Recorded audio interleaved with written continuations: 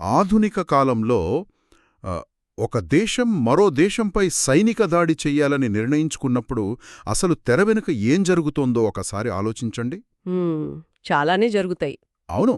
అంటే ఉపగ్రహాల ద్వారా నిరంతరం నిఘా పెడతారు, శత్రువుల ఆయుధ సంపత్తిని లెక్కిస్తారు, తమ దగ్గరున్న సైనిక బలాన్ని బేరీజు వేసుకుంటారు కదా. ఖచ్చితంగా. ఇదంతా దాదాపు ఒక మ్యాథమెటికల్ ఈక్వేషన్ లాగా, ఏంటంటే ఒక ఫిజిక్స్ ఫార్ములా లాగా చాలా ఖచ్చితత్వంతో జరుగుతుంది. మన బలమెంత, వాళ్ళ బలమెంత లెక్క తేలిపోయిందన్నట్లుగా ఉంటుంది వాతావరణం. ఆ లెక్కల్లో ఒక స్పష్టత ఉంటుందిలేండి. అంటే భౌతికంగా మన దగ్గర ఎక్కువ ఆయుధాలుంటే లేదా ఎక్కువ సైన్యముంటే ఆ విజయం మనదే అనే ఒక గుడ్డి నమ్మకం అది. కరెక్ట్. కాని మనం చరిత్రను నిశితంగా గమనిస్తే గనక కేవలం భౌతికమైన బలం ఎప్పుడూ అంతిమ విజయాన్ని నిర్ణయించలేదు. చూడండి, యుద్ధాలెప్పుడూ మైదానాల్లో కన్నా ముందు మనుషుల మనసుల్లో గెలవబడతాయి. అబ్బా, నిజంగా? అదేనండి, సమాజపు అంతర్గత నిర్మాణాల్లో ఆ యుద్ధాల ఫలితాలు ముందుగానే డిసైడ్ అయిపోతాయి. సరిగ్గా ఈ పాయింట్ దగ్గరే మనం ఈరోజు చేయబోయే ఈ లోతైన విశ్లేషణ అత్యంత ఆసక్తికరంగా మారబోతోంది. అవును. ఎందుకంటే మనం ఇప్పుడు మాట్లాడుకున్న ఆ ఆధునిక సైనిక లెక్కలన్నీ ఉన్నాయి కదా, వాటన్నిటినీ తలక్రిందులు చేసే ఒక అద్భుతమైన ప్రాచీన డాక్యుమెంట్ మన ముందుంది ఈరోజు. అంటే 2,500 సంవత్సరాల క్రితం నాటి డాక్యుమెంట్ కదా. అవునండి. మహాపరినిర్వాణ సూత్రం నుండి గ్రహించిన ఆ రాజధర్మాలు, అలాగే భిక్షుధర్మాలు అనే మూలాలను మనం పరిశీలించబోతున్నాం. ఇది చాలా ఆసక్తికరమైన టాపిక్. ఏంటంటే ఒక దేశం కానీ, ఒక సమాజం కానీ, లేదా ఒక చిన్న సంస్థ అయినా సరే ఎప్పటికీ పతనం కాకుండా నిరంతరం వృద్ధి చెందాలంటే ఉండాల్సిన అసలైన రహస్యం ఏమిటి అనే ప్రశ్నకు ఇది సమాధానం ఇస్తుంది. ఇది వినడానికి కేవలం ఒక ప్రాచీన చరిత్రలా అనిపించవచ్చు, కానీ నిజానికి ఇదొక సమాజం యొక్క సైకాలజీని విచ్ఛిన్నం చేసి చూపే అద్దం లాంటిదే. ఖచ్చితంగా. సంస్థాగత ప్రవర్తనను, లీడర్షిప్ డైనామిక్స్ను కూడా ఇది చాలా స్పష్టంగా చూపిస్తుంది. ఈ కథ మొదలయ్యే నేపథ్యం వింటేనైతే నాకొక ఇంటెన్స్ పొలిటికల్ థ్రిల్లర్ సినిమా చూసినట్లనిపించింది తెలుసా? ఓహో, అలాగా? అవును. మగధ రాజ్యాన్ని పరిపాలిస్తున్న అత్యంత శక్తివంతమైన రాజు అజాతశత్రువు. ఆయనకు తన పొరుగున ఉన్న వజ్జీయులు అంటే విపరీతమైన కోపం, ఒక రకంగా బద్ధశత్రుత్వమనుకోండి. వాళ్లను ఎలాగైనా సర్వనాశనం చెయ్యాలి, వాళ్ల ఉనికి లేకుండా చెయ్యాలి అని తీవ్రమైన పంతంతో ఉంటాడాయన. అప్పటికీ అజాతశత్రువు దగ్గర భారీ సైన్యముంది. అవును, చాలా పెద్ద సైన్యం. కాని నేరుగా తన సైన్యాన్ని పంపడానికి ముందు ఆయన ఒక ఆశ్చర్యకరమైన పని చేస్తాడు. తన మహామంత్రి అయిన వత్సకారుడు అనే ఒక గూఢచారిలాంటి బ్రాహ్మణ మంత్రిని పిలిపిస్తాడు. పిలిపించి ఒక ఆధ్యాత్మిక గురువు దగ్గరకు పంపుతాడు. ఆ గురువు మరెవరో కాదు, రాజగృహంలోని గృద్రకూట పర్వతంపై ఉన్న సాక్షాత్తు భగవానుడైన బుద్ధుడు. ఇక్కడే మనం కొంచెం ఆగి ఆలోచించాలి. అంటే చూడండి, ఒక సామ్రాజ్యాధినేత తన యుద్ధ వ్యూహాన్ని అమలు చేసే ముందు తన సైనికాధికారులతో సమావేశం నిర్వహించకుండా ఒక సన్యాసి దగ్గరకు గూఢచారిని ఎందుకు పంపినట్లు? అవును, లాజికల్గా చూస్తే విచిత్రంగానే ఉంది. ఎందుకంటే ఒక దేశాన్ని భౌతికంగా నాశనం చెయ్యాలంటే ముందు వాళ్ల మానసిక బలాన్ని, వాళ్ల సమాజంలో ఉన్న పగుళ్లను అర్థం చేసుకోవాలి. ఆ స్ట్రాటజీ అజాతశత్రువుకు తెలుసు. వసకారుడు భగవానుడి దగ్గరకు వెళ్లి రాజు అజాతశత్రువు యొక్క పంతాన్ని వివరిస్తాడు. కాని ఇక్కడ భగవానుడిచ్చిన ప్రతిస్పందన ఉందే, అది ఒక అద్భుతమైన దౌత్యపరమైన, రాజకీయపరమైన మాస్టర్ స్ట్రోక్ అని చెప్పాలి. ఖచ్చితంగా. నేను మూలాల్లో ఆ సన్నివేశం చదివినప్పుడు అది చాలా నాటకీయంగా అనిపించింది. అవును కదా. రాజు అజాతశత్రువు ఉద్దేశం విన్న వెంటనే భగవానుడు ఆ మంత్రికి ఎలాంటి సమాధానం ఇవ్వడసలు. కనీసం అతని వైపు కూడా చూడకుండా తన వెనుక నిలబడి గాలి విసురుతున్న తన శిష్యుడైన ఆనందుడి వైపు తిరుగుతాడు. తిరిగి ఆయనతో మాట్లాడటం మొదలుపెడతాడు. అంటే ఒక శత్రుదేశపు గూఢచారితో నేరుగా సమాచారం పంచుకోకుండా తన శిష్యుడికి పాఠం చెబుతున్నట్లుగా ఆ మంత్రికి అసలు విషయం అర్థమయ్యేలా చేయడం నిజంగా అద్భుతమైన వ్యూహం కదా. అవునండి, భలే స్ట్రాటజీ. అంటేకాదు, ఆ ఆనందుడితో భగవానుడు ఒక 7 ప్రశ్నల పరంపరను ప్రారంభిస్తారు. అంటే వజ్జీయులు పాటిస్తున్న 7 నియమాలను ప్రస్తావిస్తూ ఒక ప్రశ్న అడుగుతారు. ఆ 7 నియమాలు? అవును. ఆ నియమాలు ఉన్నంతకాలం వారికి వృద్ధి మాత్రమే జరుగుతుంది, కాని పతనం ఉండదు అని స్పష్టం చేస్తారు. ఆ 7 నియమాలను మనం పైపైన చూస్తే జస్ట్ ఒక చెక్లిస్ట్ లాగా అనిపిస్తాయి. కరెక్ట్. కాని వాటిని లోతుగా విశ్లేషిస్తే ఒక వ్యవస్థను విచ్ఛిన్నం కాకుండా కాపాడే సామాజిక పునాదులవే అని అర్థమవుతుంది. ఖచ్చితంగా. ఆ రాజధర్మాలు నేను చదివినప్పుడు నాకు వాటిని ఒక 3 విభాగాలుగా విభజించవచ్చనిపించింది. ఎలాగా? మొదటి విభాగం వచ్చి సంస్థాగత సామరస్యం లేదా ఇన్స్టిట్యూషనల్ హార్మనీ. ఇందులో భగవానుడు ఏమడుగుతారంటే, వజ్జీయులు తరచుగా అందరూ కలిసి సమావేశాలు నిర్వహిస్తున్నారా, కలిసి నిర్ణయాలు తీసుకుని కలిసి పనులు చేస్తున్నారా, అలాగే ప్రాచీన వజ్జీ ధర్మాలను ఉల్లంఘించకుండా కొత్త నియమాలను ఏకపక్షంగా రుద్దుకుండా ఉంటున్నారా అని అడుగుతారు. అవును. దానికి ఆనందుడు అవును అని సమాధానమిస్తాడు కూడా. అదేనండి. నాకిది ఆధునిక ప్రజాస్వామ్య వ్యవస్థలోని పార్లమెంట్లు లేదా విజయవంతమైన కార్పొరేట్ బోర్డ్ మీటింగ్ల పనితీరులాగా అనిపించింది. సరిగ్గా అదే. దీన్నే మనం కలెక్టివ్ డెసిషన్ మేకింగ్ అంటాం. అంటే ఇప్పుడు ఒక నాయకుడు నియంతలా వ్యవహరించి రాత్రికి రాత్రే కొత్త నిర్ణయాలను ప్రజల మీద రుద్దితే ఏమవుతుంది? ఖచ్చితంగా వ్యతిరేకత వస్తుంది. అవును. లోపల అసంతృప్తి మొదలవుతుంది. ఆ అసంతృప్తే శత్రువుకు ఆహారం కదా. నిజమే. అందరూ కలిసి నిర్ణయాలు తీసుకున్నప్పుడు ఆ నిర్ణయాల పట్ల అందరికీ ఒక బాధ్యత ఉంటుంది. ఒకరినొకరు నిందించుకునే అవకాశం ఉండదు. ఇక్కడ వరకు నాకు బాగానే అర్థమైంది. సమావేశాలు, చర్చలు ఒక దేశాన్ని బలంగా ఉంచుతాయి. సరే, కానీ ఈ రాజధర్మాల్లో తర్వాతి నియమాలు చూస్తే నాకు కాస్త ఆశ్చర్యం వేసింది. ఏ పాయింట్ దగ్గర? అంటే వృద్ధులను గౌరవిస్తూ వారి మాట వింటున్నారా అని ఒకటి, ఇంకొకటి సమాజంలోని స్త్రీలకు పూర్తి భద్రత కల్పిస్తూ ఎటువంటి బలాత్కారాలకు తావులేకుండా వారికి పూర్తి స్వేచ్ఛను ఇస్తున్నారా అని. అలాగే పవిత్ర స్థలాలను కాపాడుకోవటం, సత్పురుషులకు రక్షణ కల్పించడం లాంటివి కూడా ఉన్నాయి. ఇవన్నీ వినడానికి నైతికంగా చాలా గొప్పగా ఉన్నాయి, కాదనిలేము. కాని నాకో సందేహం. చెప్పండి. అంటే తమ ఇంట్లో ఉన్న తాతయ్యను గౌరవించడం వల్ల లేదా మహిళలకు భద్రత కల్పించడం వల్ల అజాతశత్రువులాంటి అత్యంత క్రూరమైన భారీ సైన్యమున్న రాజును ఎలా నిలువరించగలరు? ఇక్కడ వ్యూహాత్మకమైన లాజిక్ ఎక్కడో మిస్ అవుతున్నట్లు అనిపించడం లేదా? ఇది చాలా చాలా ముఖ్యమైన ప్రశ్న. పైకి చూస్తే ఇవి కేవలం నైతిక సూత్రాల్లా మాత్రమే కనిపిస్తాయి. కానీ వీటి వెనుకున్న స్ట్రాటజిక్ ఇంటెలిజెన్స్ అర్థం చేసుకోవాలంటే మనం ఒక గూఢచారి మెదడుతో ఆలోచించాలి. గూఢచారి మెదడుతోనా? అవును. ఇప్పుడు అజాతశత్రువు పంపిన మంత్రి వత్సకారుడి ప్రధాన ఉద్దేశమేమిటి? వజ్జీయుల రాజ్యంలో పగుళ్లు వెతకడం కదా. కరెక్ట్. ఎవరైనా కోపంతో ఉన్నారా? ఎవరైనా అన్యాయానికి గురయ్యారా?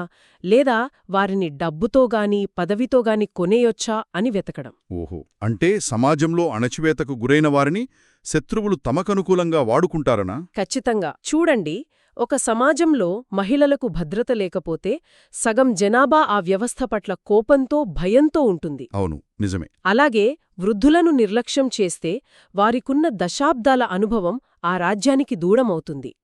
పవిత్ర స్థలాలను అవమానిస్తే ప్రజల విశ్వాసాలు దెబ్బతింటాయి.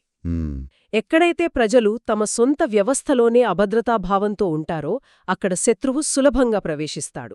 అబ్బా, ఎంత పాయింట్ ఉండండి ఇందులో. అదే, అందరికీ సరైన గౌరవం, భద్రత ఉన్నప్పుడు ఆ సమాజంలో ఎవరూ శత్రువుతో చేతులు కలపడానికి ఇష్టపడరు. అదొక అభేద్యమైన కోటలా మారుతుంది. కరెక్ట్. అంటే భౌతికమైన గోడల కంటే ఈ మానసికమైన ఐక్యతే అత్యంత బలమైన రక్షణ కవచం అని భగవానుడు వివరిస్తున్నారక్కడ. అమేజింగ్ లాజిక్ ఇది. ఒక సమాజపు నైతికత అనేది కేవలం ఒక సిద్ధాంతం కాదు, అదొక పటిష్టమైన డిఫెన్స్ మెకానిజం అన్నమాట. అవును. ఇదంతా వింటున్న మంత్రి వత్సకారుడికి కూడా వెంటనే ఈ విషయం అర్థమైపోయినట్లుంది మూదాల ప్రకారం చూస్తే. ఖచ్చితంగా అర్థమైంది. ఈ నియమాల్లో ఏ ఒక్కటి పాటిస్తున్నా సరే వజ్జీయులను యుద్ధ మైదానంలో ఆయుధాలతో గెలవడం అసాధ్యమని అతను గ్రహిస్తాడు. అందుకే అతనొక్కడ్నుండి వెళుతూ ఒక మాట అంటాడు, యుద్ధంతో కాదు, కేవలం మిత్రభేదం ద్వారా మాత్రమే మనం వారిని జయించగలమని. మిత్రభేదమంటే వారి మధ్య చిచ్చు పెట్టడం కదా. అవునండి. వాళ్ల ఐకమత్యాన్ని ఏదో ఒక విధంగా దెబ్బతీయడం. వాళ్లు కలిసి ఉన్నంతకాలం వాళ్లను ఏ సైన్యం ఏమీ చేయలేదని ఆ శత్రువుకు సైతం అర్థమైపోయింది. కథలోని ఈ పొలిటికల్ థ్రిల్లర్ కోణం ఇక్కడితో ఆగిపోతుంది. మంత్రి అక్కడి నుండి వెళ్ళిపోతాడు. కానీ నాకు బాగా ఆసక్తి కలిగించిన విషయం ఏమిటంటే ఆ తర్వాత జరిగిన పరిణామం. భిక్షు సంఘం సమావేశం కదా. అవును. మంత్రి వెళ్ళిపోయిన వెంటనే భగవానుడు ఆనందుణ్ణి పిలిచి తన సొంత సంస్థ అయిన భిక్షు సంఘంలోని సన్యాసులందర్నీ ఉపస్థానశాలలో సమావేశపరచమని చెప్తారు. మ్మ్. ఒక రాజ్యానికి ఒక దేశానికి అన్వయించిన అదే 7 నియమాల ఫార్ములాను రాజకీయాలతో ఏ సంబంధం లేని సన్యాసుల సమూహానికి ఎలా అన్వయించారో చూస్తే నిజంగా ఆశ్చర్యం వేస్తుంది. ఇది మనిషి యొక్క సంస్థాగత ప్రవర్తనకు సంబంధించిన ఒక అద్భుతమైన పాఠమండి. హ్మ్, హ్మ్. అంటే ఒక దేశం నాశనమవ్వడానికి బయటి శత్రువులు కారణమైతే ఒక సంస్థ లేదా వ్యక్తిగత లక్ష్యం నాశనమవ్వడానికి మన లోపలున్న శత్రువులే కారణం కదా. నిజమే. భగవానుడు ఇక్కడ స్థూలమైన సామాజిక స్థాయి నుండి సూక్ష్మమైన వ్యక్తిగత స్థాయికి ప్రయాణించారు. ఆయన భిక్షువులతో మాట్లాడుతూ రాజధర్మాల్లో లాగానే వారు కూడా క్రమం తప్పకుండా సమావేశమవ్వాలని చెప్పారు. అవును, పాత నియమాలను గౌరవించాలని కూడా చెప్పారు కదా. అవును, వృద్ధులైన సన్యాసులను సత్కరించాలని చెప్పారు. ఇవి పైకి కనిపించే నియమాలు, కాని ఆయన ఇంకొన్ని లోతైన మానసిక నియమాలను కూడా ప్రస్తావించారు. అవును, ఆ నియమాలను చదువుతుంటే నాకేమనిపించిందంటే ఇవి 2000 ఏళ్ల నాటివా లేక ఈరోజు ఉదయం ఎవరైనా ఒక ఆధునిక మేనేజ్మెంట్ గురువు రాసినవా అనిపించింది. అంటే భిక్షువులు పనుల్లో అతిగా మునిగిపోకూడదు, నిద్రలో ఆనందం వెతుక్కోకూడదు, పనికిమాలిన మాటల్లో కాలం గడపకూడదు అని చెప్పారు. కరెక్ట్. చెడు స్నేహాలకు దూరంగా ఉండాలి అని కూడా చెప్పారు. కానీ వీటిలో ఒక పాయింట్ నన్ను కొంచెం కన్ఫ్యూజ్ చేసింది. ఏ పాయింట్ అండి? అదే పనికిమాలిన మాటలు, అంటే గాసిప్స్ అనుకుందాం. ఒక ఆఫీసులో గాసిప్స్ ఉంటే వాతావరణం చెడిపోతుంది సరే, కాని ఒక సైనిక దాడితో గాసిప్ని ఎలా పోలుస్తారు? ఒక రాజ్యాన్ని నాశనం చేసేంత శక్తి ఒక చిన్న గాసిప్కు ఉంటుందా? దాన్ని మనం సంస్థాగత కోణంలో చూడాలి. చూడండి, ఒక దేశంపై శత్రువు బాంబులు వేస్తే భౌతిక విధ్వంసం జరుగుతుంది. అవును. కానీ ఒక సమూహంలో గాసిప్ లేదా పనికిమాలిన మాటలు పెరిగినప్పుడు అక్కడ నమ్మకం అంటే ట్రస్ట్ అనేది నాశనమవుతుంది. ఓహో.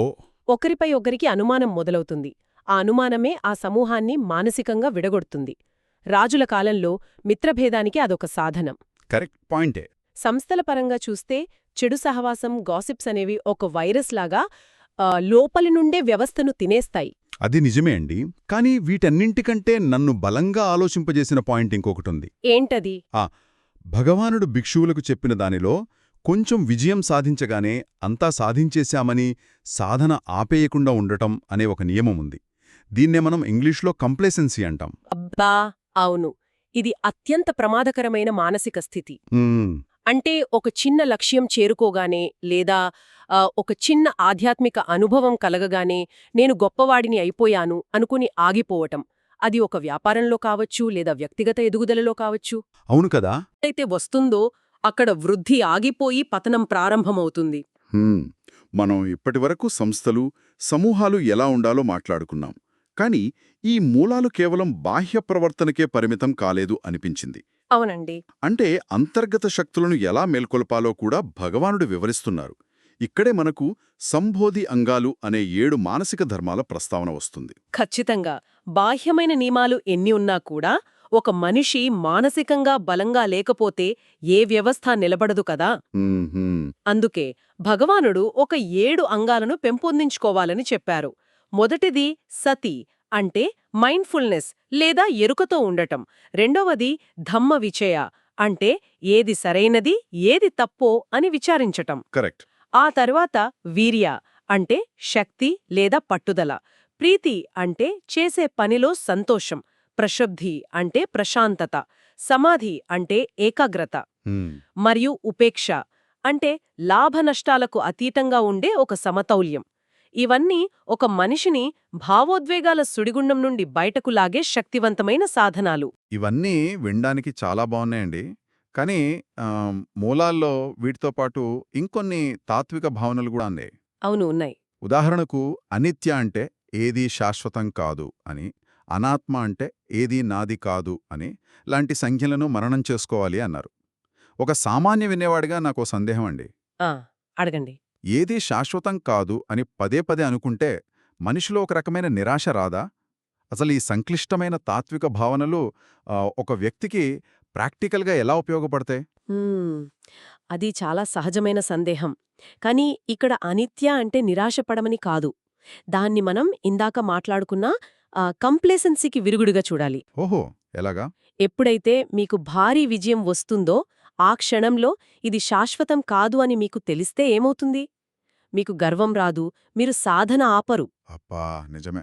అలాగే ఒకవేళ ఘోరమైన పరాజయం వస్తే అప్పుడు కూడా ఈ బాధ శాశ్వతం కాదు అని తెలిస్తే మీరు కృంగిపోరు. సూపర్ లాజిక్ అండి ఇది. ఒక మనిషికి ఒక తొడుగులాంటి రక్షణ ఇస్తోంది. ఇక అనాత్మ అంటే నాది, నా కోసం అనే ఆ ఈగోని తగ్గించుకోవడం. ఉమ్.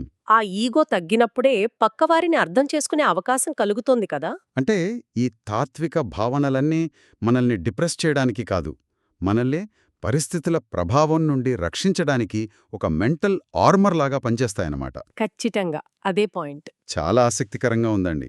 ఈ తాత్వికతతో పాటే ఒక అత్యంత ఆచరణాత్మకమైన చాలా సింపుల్ పాయింట్ కూడా మూలాల్లో ఉంది. ఏంటది? శారీరకంగా, మానసికంగా సహచరులతో మైత్రిపూర్వకంగా మెలగడం, తమకు భిక్షలో దొరికిన ఏ కొద్దిపాటి ఆహారాన్నైనా అందరికీ పంచి తినడం.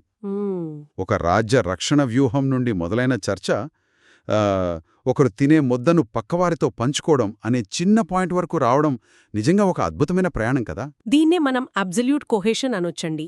ఒక చిన్న సమూహం తమకు దొరికిన ఆహారాన్ని పంచుకుని తినడం, ద్వేషం లేకుండా ఒకరి పట్ల ఒకరు మైత్రీభావంతో ఉండటం, ఇవి చాలా చిన్న విషయాల్లా కనిపిస్తాయి.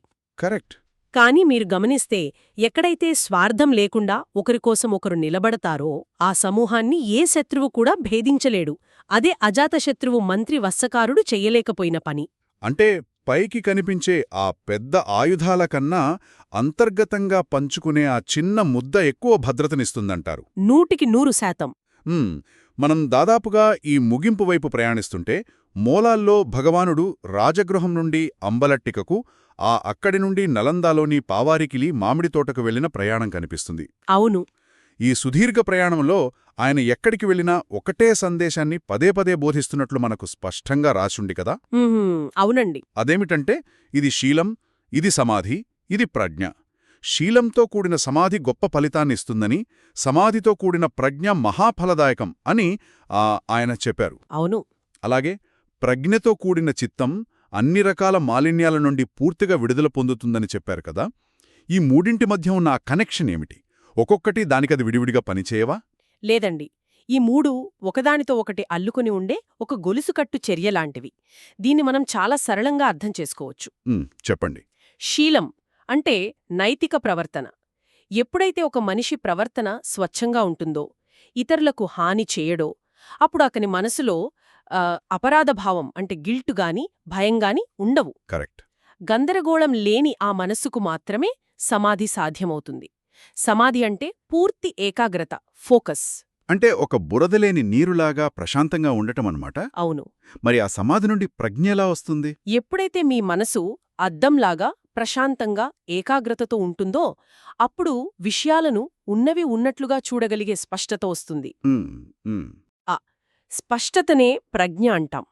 ప్రజ్ఞ అంటే కేవలం పుస్తకాలలోని సమాచారం కాదు, ఒక సమస్య యొక్క మూలాలను చూడగలిగే వివేకం. అర్థమైంది. మూలాల్లో చెప్పబడినట్లు ఈ ప్రజ్ఞ ఎప్పుడైతే వస్తుందో అప్పుడు మనసులోని ఆసవాలు, అంటే కామాసవం అంటే కోరికల మాలిన్యం, భవాసవం అంటే ఉనికికి సంబంధించిన మాలిన్యం, అవిద్య అంటే అజ్ఞానం, ఇవన్నీ పూర్తిగా తొలగిపోతాయి. దీన్నే అత్యున్నతమైన విడుదల అంటారు. అబ్బా వావ్. అంటే బేసిక్స్ అయిన శీలం కరెక్ట్గా ఉంటే ఆటోమేటిక్గా ప్రశాంతత వస్తుంది, దాని నుండి ప్రపంచాన్ని చూసే సరైన దృష్టి వస్తుంది. ఖచ్చితంగా. ఈ మూడే ఒక మనిషినైనా ఒక సమాజాన్నైనా ఎప్పటికీ పతనం కాకుండా కాపాడే అంతిమ ఫార్ములా అని మనకు స్పష్టంగా అర్థమవుతుంది. నిజమే. ఒక బహుళ అంతస్తుల భవనం ఎంత ఎత్తుకు వెళ్లాలన్నా దాని పునాది భూమి లోపల ఎంత గట్టిగా ఉందనేదే నిర్ణయిస్తుంది కదా. అవును. ఇక్కడ శీలమనేది ఆ పునాది. దానిమీద నిర్మించే సమాధి, ప్రజ్ఞలు ఆ భవనం యొక్క ఎత్తు. ఈ నిర్మాణం పటిష్టంగా ఉంటే గనక ఏ అజాతశత్రువు సైన్యం దండెత్తి వచ్చినా దాని పునాదులను కదపలేదు. చాలా చక్కగా చెప్పారు. ఈ లోతైన విశ్లేషణను ఒకసారి వెనక్కి తిరిగి చూసుకుంటే మనం మగధరాజు అజాతశత్రువు యొక్క యుద్ధకాంక్షతో మొదలుపెట్టాం. ఆక్రమించుకోవాలి, నాశనం చెయ్యాలి అనే పంతంతో మొదలైన ఒక పొలిటికల్ క్రైసిస్, ఒక సమాజం ఎలా ఐకమత్యంగా ఉండాలో వివరిస్తూ ఒక వ్యవస్థ అంతర్గతంగా ఎలా పనిచేయాలో చెప్పుతూ సాగింది. అవును. చివరకు ఒక మనిషి మనస్సు భయాల నుండి, అజ్ఞానం నుండి ఎలా వికసించాలో చూపే శీల, సమాధి, ప్రజ్ఞల వద్ద ముగిసింది. నిజంగా ఒక అద్భుతమైన ప్రయాణం ఇది. అవునండి. ఇది కేవలం 2,500 ఏళ్ల నాటి ప్రాచీన పత్రం మాత్రమే కాదు.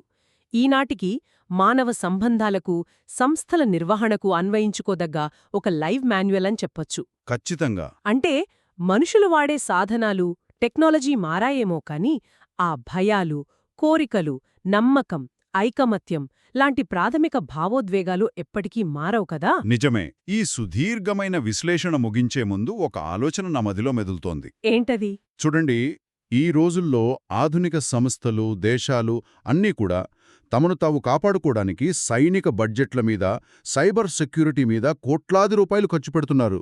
అవును. శత్రువు బయట నుండి వస్తున్నాడని మన నమ్మకం. కానీ భగవానుడు చెప్పిన ఆ సిద్ధాంతం నిజమైతే, అంటే అంతర్గతంగా బలంగా ఐకమత్యంగా ఉన్న సమాజాన్ని ఎవరూ జయించలేరు అనేది సత్యమైతే, బహుశా మనకు పొంచి ఉన్న అతిపెద్ద ముప్పు ఒక విదేశీ సైన్యం కాదనుకుంటా. అంటే బహుశా ఆధునిక కాలంలో మనకి అతిపెద్ద శత్రువులు మన చేతుల్లోని స్మార్ట్ ఫోన్లలో మనల్ని ఒకరిపై ఒకరికి ద్వేషం పెంచుకునేలా చేస్తున్న సోషల్ మీడియా అల్గోరిథమ్సేమో. అబ్బా, చాలా మంచి పాయింట్ అండి ఇది. ఒకవేళ అజాతశత్రు ఈ రోజు బ్రతికుంటే ఒక దేశాన్ని నాశనం చేయడానికి అతను గూఢచారిని పంపేవాడు కాదు. మనలో ఒకరిపై ఒకరికి అనుమానం పెంచేలా ఒక ట్రోల్ ఫామ్కి ఫండింగ్ ఇచ్చేవాడేమో. ఖచ్చితంగా అలాగే చేసేవాడు. బయటి గోడల రక్షణ గురించి ఆలోచించే మనం మన లోపలి ఐకమత్యాన్ని టెక్నాలజీ ఎలా విచ్ఛిన్నం చేస్తోందో గమనిస్తున్నామా? ఒక్కసారి ఆలోచించండి. మళ్ళీ ఇంకో ఆసక్తికరమైన డీప్ డైవ్తో కలుద్దాం.